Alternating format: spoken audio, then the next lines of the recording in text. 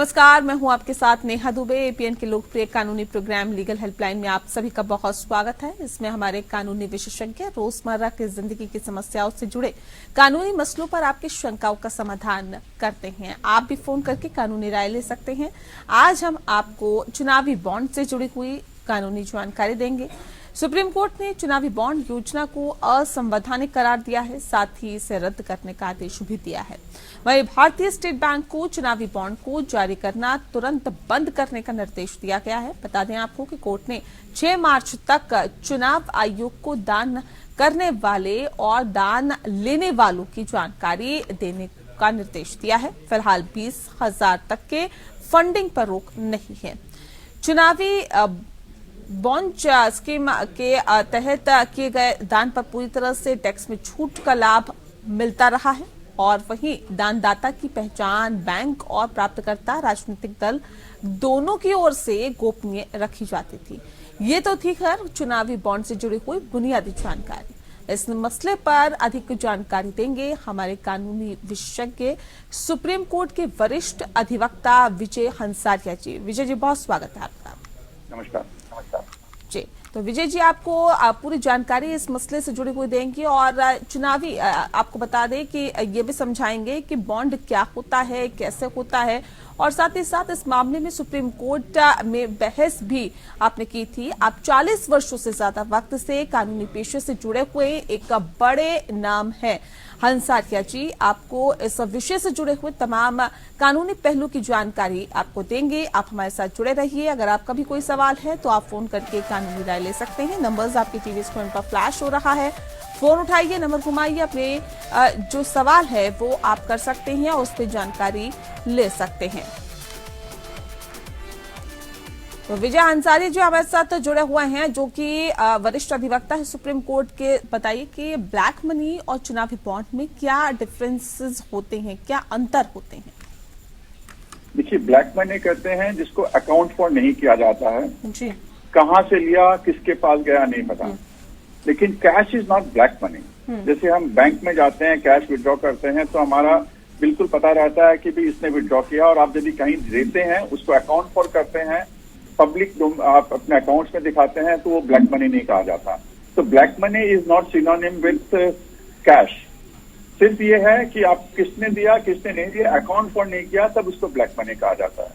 Bond में ये हुआ कि जब बॉन्ड लेते हैं, लेने वाले को पता है, स्टेट बैंक ऑफ इंडिया को पता है, जब किसी को देते हैं उसको पता है कि मेरे पास ये बॉन्ड आया, तो तब तक ठीक है। लेकिन बाकी लोगों को किसी को भी नहीं पता। इनकम टैक्स अथॉरिटी में आपको डिक्लेयर करना जरूरी नहीं है।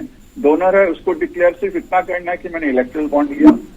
जो पार्टी लेती है सिर्फ इतना डिक्लेयर करना है कि इलेक्ट्रल बॉन्ड इतना लिया। तो कहाँ से आया, कैसे आया, नहीं पता चलता। तो इसीलिए मैं कहूंगा ब्लैक मनी जो कैश के लिए गवर्नमेंट ने कहा थी ब्लैक मनी हटाने के लिए हम क्लीन मनी ला रहे हैं। इलेक्ट्रल बॉन्ड क्लीन मनी नहीं है। तो इलेक्ट्रल बॉन्ड और कैश में कोई ज्यादा डिफरेंस नहीं है, एक्सेप्ट कि ये 15 दिन के लिए वैलिड होता है और ये एक पॉलिटिकल पार्टी से ले सकती है, आम जनता नहीं ले सकती है। तो मेरे हिसाब से दोनों चीजें ऑलमोस्ट एट पार है और यही सुप्रीम कोर्ट ने माना है कि ये दोनों चीजें एट पार है। इसीलिए दोनों में एक पर्दा लगा हुआ है, आयरन कर्टन लगा हुआ है कि देना कौन दे रहा है कौन ले रहा है पता नहीं चलता। तो ये कोई ब्लैक मनी का सब्स्टिट्यूट नहीं हुआ है। ठीक है सर, पॉलिटिकल पार्टी के पास किस तरह के पैसे आते हैं या किस तरह से पैसे आते हैं? देखिए, पॉलिटिकल पार्टीज के पास पैसे बहुत हैं, हम सबको पता है। कैसे आते हैं? हम वोटर्स हैं, हम पैसे देते हैं पॉलिटिकल पार्टीज को, डोनेशन देते हैं। लेकिन सबसे ज्यादा जो पैसा आता है वो कॉर्पोरेट हाउसेज से आता है। अब कॉर्पोरेट हाउसेज से पैसा आता है, कॉर्पोरेट डोनेट करें, कुछ भी करें, हमें कोई दिक्कत नहीं है। मेरे हिसाब से नहीं होना चाहिए, लेकिन यदि गवर्नमेंट लॉ अलाउ करती है हम आगे चलेंगे तो बताऊंगा मैं कैसे आया कॉर्पोरेट हाउसेज से पैसा देना। तो लेकिन पता होना चाहिए, उनके शेयर होल्डर्स को पता होना चाहिए कि किस पार्टी को जा रहा है पैसा, क्यों जा रहा है, कितना जा रहा है। जब हम पब्लिक इंफॉर्मेशन की बात करते हैं, एक मतदाता को राइट टू इन्फॉर्म है, मतदाता को पता होना चाहिए कि पैसा पॉलिटिकल पार्टी से कहाँ आ रहा है। यदि इतना पता होता है फिर ठीक है। तो मेन सोर्स ऑफ जो पॉलिटिकल पार्टीज का आता है वो डोनेशन ही होता है, लेकिन इंडिविजुअल डोनेशन होते हैं, कॉर्पोरेट डोनेशन होते हैं। आप पब्लिक डोमेन में रखिए, कोई दिक्कत नहीं है उसको। तो दोनों तरफ से पैसा आता है, लेकिन इनको ट्रांसपेरेंट मैकेनिज्म से होना चाहिए। ये नहीं कि हम बताएंगे नहीं किसको हम पैसा दे रहे हैं, किससे कहां से पैसा आ रहा है। ये पॉलिटिकल पार्टीज की नहीं चलेगी, यही सुप्रीम कोर्ट ने कहा है। जी सर, चुनावी बॉन्ड के सुप्रीम कोर्ट के फैसले को आप कैसे देखते हैं और क्या लगता है कि इस फैसले के बाद ट्रांसपेरेंसी ज्यादा आएगी, पारदर्शिता बढ़ेगी? फैसला बहुत महत्वपूर्ण है, हमारे इलेक्टोरल रिफॉर्म्स में एक बहुत बड़ा फैसला है। बहुत सुधार आएगा मेरे हिसाब से। जो पहले अब कैश का ट्रांजैक्शन 2016 में नोटबंदी हो गई, 20,000 के नोट 2,000 के नोट चलते थे, अब 500 रुपए के नोट है। मैं बताऊंगा मैडम, एक आप जो दिखा रहे हैं स्क्रीन पे, ये 1 करोड़ का एक कागज है, 1 करोड़ तक का हो सकता है। अब 1 करोड़ रुपए कैश देंगे आप तो 200-500 रुपए का मैक्सिमम डिनोमिनेशन है, उसके 200 पैकेट चाहिए आपको। तो कहीं भी जाता है 1 करोड़ रुपए आप जा दीजिए, एक पॉकेट में डाल दीजिए, पॉलिटिकल पार्टीज के आ जाएगा। 200 रुपए का आप यदि 500 रुपए के आप नोट में देंगे तो 200 पैकेट देना पड़ेगा, रेड हो सकती है, कहीं भी पकड़ा जा सकता है, पता चल जाएगा। इसमें कुछ नहीं पता चलता, आप लीगली जाके दे दीजिए। तो मेरे हिसाब से ये नहीं लगता कि चुनावी बॉन्ड का फैसला एक बहुत बड़ा फैसला है, उससे सुधार आएगा। लेकिन जब तक हम कैश ट्रांजेक्शन को बंद नहीं करेंगे, मेरा कोर्ट में सुझाव यही था कि आप बिल्कुल कैश ट्रांजेक्शन बंद कर लीजिए, क्योंकि सरकार गवर्नमेंट ऑफ इंडिया का ये कोर्ट के अंदर एक आर्गुमेंट था कि हमारे इंडिया में डिजिटल ट्रांजैक्शन कितने हो गए हैं, अमेरिका से 6 टाइम ज्यादा डिजिटल ट्रांजैक्शन होते हैं। 5 रुपए 10 रुपए के भी डिजिटल ट्रांजैक्शन होते हैं। जब पॉलिटिकल पार्टीज पैसा डोनेशन लेती है, सारा डिजिटल कर दीजिए। अमेरिका में यही है कि सारा डिजिटल ट्रांजैक्शन होता है, एक पैसा भी आप कैश नहीं दे सकते हैं। जिस दिन ये कैश लेना बंद हो जाएगा और ज्यादा ट्रांसपेरेंसी है। जी सर, ये चुनावी बॉन्ड योजना रद्द के फैसले के बाद अब चुनावी चंदा कैसे दिया जा सकेगा? देखिए, चुनावी चंदा पहले भी देते थे, अभी भी दे सकते हैं। 1918 में इलेक्ट्रल बॉन्ड आया, इंडिविजुअल्स देते हैं, केडर बेस्ड पार्टी होती है, वो इंडिविजुअल डोनेशन देती है। कैश 2000 तक दे सकते हैं, उससे ऊपर कितना भी अमाउंट दीजिए, कोई भी दीजिए, कोई मनाही नहीं है। कॉर्पोरेट हाउसेज भी बैंक ट्रांसफर से पैसा दीजिए, आप 1 करोड़ दीजिए, 100 करोड़ दीजिए, 1000 करोड़ दीजिए, कोई मनाही नहीं है। एक्सेप्ट कि अब जो पहले मैं आऊंगा अगले में कि कितनी लिमिट हो सकती है, उसके एक लिमिट हटा दी थी, वो आ गई है फिर से। तो आप डोनेशन कितना भी अमाउंट कैसे भी दे सकते हैं, आपको इनकम टैक्स बेनिफिट भी मिलता है। जो पॉलिटिकल डोनेशन देते हैं वो 100% एग्जेम्प्टेड होते हैं इनकम टैक्स एक्ट में। जो लेता है पॉलिटिकल पार्टीज के ऊपर कोई टैक्स नहीं लगता, जो डोनेशन देता है उनको 100% उनको एग्जेम्पशन मिलता है इनकम टैक्स में। जी सर, आपकी राय से किस तरह की व्यवस्था अब चुनावी चंदे के लिए होनी चाहिए या रहनी चाहिए? देखिए, इंडिविजुअल डोनेशन देते हैं कोई प्रॉब्लम नहीं है। जो कॉर्पोरेट हाउसेज डोनेशन देते हैं उसमें मैं एक थोड़ी सी आपको इतिहास बताना चाहूंगा कि कंपनीज एक्ट में क्या क्या सुधार आए हैं। 1980-60 के पहले कॉर्पोरेट डोनेशन नहीं दिए जा सकते थे। 1960 में कानून लाया गया कि आप 5% अपने प्रॉफिट का डोनेशन दे सकते हैं पॉलिटिकल पार्टीज को। सॉरी,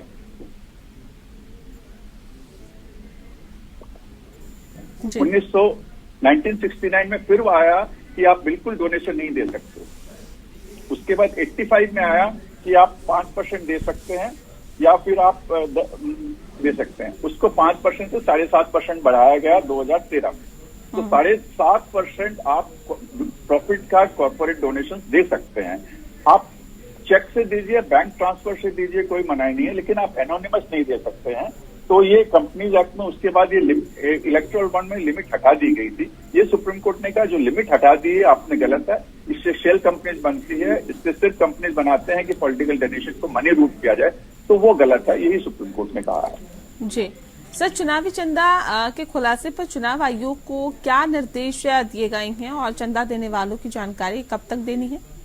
ये बहुत इम्पोर्टेंट है कि अभी तक जो दे रहे थे चंदा वो कह रहे थे कि ठीक है हमने एनोनिमस देंगे, पता नहीं चलेगा। ये बहुत बड़ा खुलासा होने वाला है देश में। 6 मार्च तक, आपने शुरू में बताया कि 6 मार्च तक स्टेट बैंक ऑफ इंडिया जो बॉन्ड इश्यू करता था उनको इलेक्शन कमीशन को बताना होगा कि किसने किसने इलेक्टोरल बॉन्ड खरीदे, कितने इलेक्टोरल बॉन्ड खरीदे। पॉलिटिकल पार्टीज को ये बताना होगा कि कितने कितने बॉन्ड उनके पास आए। और ये 13 मार्च तक इलेक्शन कमीशन अपनी वेबसाइट पे सारा खुलासा कर देगी कि कितने बॉन्ड किस पार्टी ने खरीदे और कितने पॉलिटिकल पार्टीज ने किससे इतने पैसे लिए। इससे सारा जाहिर हो जाएगा कि ये किस तरह के ट्रांजेक्शन हुए, किस कंपनी ने किसको दिया किस लिए दिया वो आप लोग पत्रकार है वो डेफिनेटली निकाल लेंगे कि वो पैसा देने के बाद क्या हुआ, उस पार्टी को कुछ बेनिफिट हुआ नहीं हुआ, वो बात 13 मार्च के बाद खुलासा हो जाएगी। जी सर, मतदाताओं के सूचना के अधिकार पर अदालत का क्या कहना था और इसके क्या मायने हो सकते हैं? देखिए, सुप्रीम कोर्ट में दो तरह की बहस हुई, right to privacy of corporate funding and right to information of the voters. किसका पलड़ा ऊपर है, किसमें कौन ज्यादा इंपॉर्टेंट है? कोर्ट ने कहा इलेक्टोरेट, हमारी डेमोक्रेटिक सेटअप में इलेक्टोरेट ज्यादा इंपॉर्टेंट है। जब तक इलेक्टोरेट को पता नहीं होगा कि पैसा कहां से आ रहा है, तब तक आप कैसे वोट देंगे? जैसे सुप्रीम कोर्ट ने कुछ साल पहले किया था कि क्रिमिनल केसेस जिस कैंडिडेट के पास, जिसके अगेंस्ट में चल रहे हैं, वो आप इन्फॉर्म करेंगे, वेबसाइट पे देंगे, सारी पॉलिटिकल पार्टीज देगी, जो कैंडिडेट है अपना डिस्क्लोज करेंगे। इससे क्यों इस तरह का फैसला आया? इसलिए आया कि भाई मतदाताओं को पता होना चाहिए किस कैंडिडेट को चुन रहे हैं। इसी तरह से मतदाताओं को पता होना चाहिए पॉलिटिकल पार्टीज के पास पैसा कहां से आ रहा है। This is right to information. जो सुप्रीम कोर्ट में सरकार का कहना था कि राइट टू प्राइवेसी है, तो सुप्रीम कोर्ट ने कह दिया कि right to privacy corporate houses की इतनी बड़ी नहीं है जितना इंपॉर्टेंट है right to information of the voters. तो दोनों को बैलेंस करके कोर्ट ने माना कि राइट टू इंफॉर्मेशन बहुत बड़ा इंपॉर्टेंट है डेमोक्रेटिक सेटअप के लिए, और इसीलिए राइट टू इंफॉर्मेशन के वजह से ही वो जो एनोनिमिटी है कॉर्पोरेट इलेक्टोरल बॉन्ड की, उसने कोर्ट ने कहा ये गलत है। जी ठीक है। सर, कंपनियों के चुनावी चंदा देने के नियमों में क्या बदलाव किए गए हैं? देखिए, मैंने जैसे बताया कि पहले 1960 के पहले चंदा नहीं दे सकती थी। 1960 में ये कानून आया कि आप चंदा दे सकते हैं, लेकिन 5% ऑफ द प्रॉफिट दे सकते हैं। फिर 1969 में आया कि चंदा बिल्कुल नहीं दे सकते। फिर 85 में आया कि आप 5% दे सकते हैं, उसको बढ़ा के 7.5% किया सुप्रीम। और इलेक्ट्रल बॉन्ड में कहा इलेक्ट्रल बॉन्ड से चंदा देते हैं तो आप कुछ भी अमाउंट दे सकते हैं, आप लॉस मेकिंग कंपनी है तो भी दे सकते हैं। तो आप कोई भी चंदा, corporate houses loss making company होगी तो नहीं देगी, प्रॉफिट का भी जो देती है कोई ना कोई मतलब होता है। तो आप बताइए किस लिए हम दे रहे हैं और किसको दे रहे हैं। इतना ही तो कोर्ट ने कहा कि किसको दे रहे हैं आप बता दीजिए आप। एंड दैट इज वाई कि कॉर्पोरेट फंडिंग मेरे हिसाब से तो बिल्कुल नहीं होनी चाहिए। जैसे 69 से 85 तक कॉर्पोरेट फंडिंग अलाउड नहीं थी, वो सिस्टम जरूर आना चाहिए, जल्दी आना चाहिए। लेकिन जो पॉलिटिकल पार्टी पावर में रहती है, सबसे ज्यादा चंदा उसी को जाता है। इसीलिए कोई भी पावर वाली पार्टी नहीं चाहती कि भी इस तरह का कानून को लाया जाए कि इससे पॉलिटिकल फंडिंग बंद हो जाए और कॉर्पोरेट फंडिंग बंद हो जाए। जी, लेकिन सर ये भी कहा गया कि कंपनियों के अनियंत्रित चुनावी चंदा देने के नियम पर रोक लगाते हुए सुप्रीम कोर्ट ने कहा है कि इससे कंपनियां सरकार पर प्रभाव डाल सकती है। किस तरह के प्रभाव की बात की गई है, इस बारे में बताएं सर। जैसे मैंने बताया कि कोई भी फंड करता है कॉर्पोरेट हाउस, 1 करोड़ का मिनिमम बॉन्ड लेता है। 1 करोड़ से 50 करोड़ 100 करोड़ हमें नहीं पता। कोई भी कॉर्पोरेट हाउस बिना फायदे के अपने डोनेशन नहीं देगी। ये तो बहुत क्लियर है, कोई भी जनता, कोई भी आम आदमी जानेगा कि हम आपको चैरिटी करनी है, आप एनजीओ को दीजिए, कोई अच्छा काम कर रही है उनको दीजिए, उसमें भी आपको डिस्क्लोज करना पड़ता है। उसने मैंडेटरी कर रखा कि आप 2% प्रॉफिट का देंगे, CSR जो होता है कॉर्पोरेट सोशल रिस्पॉन्सिबिलिटी, जो एनजीओ काम करते हैं। पॉलिटिकल पार्टीज को पैसा तभी दिया जाता है या तो आपको डायरेक्टली इमीडिएटली बेनिफिट हो, या कोई पॉलिसी मेकिंग में आप चाहते हैं कि लॉन्ग टर्म में आप जिस इंडस्ट्री में है उस इंडस्ट्री के फेवर में किस तरह के टैक्स रिबेट हो, कोई एक्सपोर्ट में रिबेट हो, कुछ टैक्सेस में रिबेट हो, या इमीडिएट कोई आपको कॉन्ट्रैक्ट चाहिए तो आप पॉलिटिकल डोनेशन दीजिए और कॉन्ट्रैक्ट लीजिए।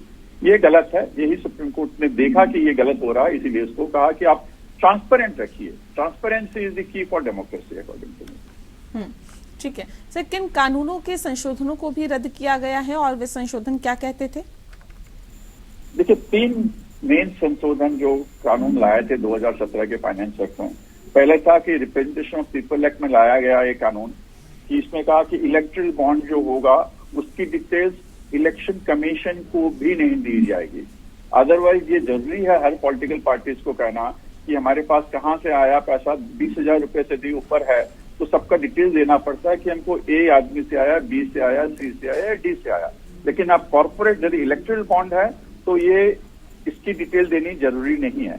तो ये कानून को जो रिप्रेजेंटेशन ऑफ पीपल्स एक्ट में है उसको कोर्ट ने कहा ये असंवैधानिक है, ये आर्बिट्ररी है, इसको स्ट्रक डाउन किया।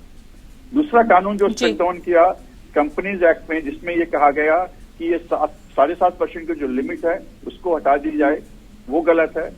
दूसरी बात ये कहा गया कि आप डोनेशन पॉलिटिकल पार्टीज को जो कंपलसरी है डिटेल्स ऑफ डोनेशन देना, उसको हटाया गया, वो गलत है।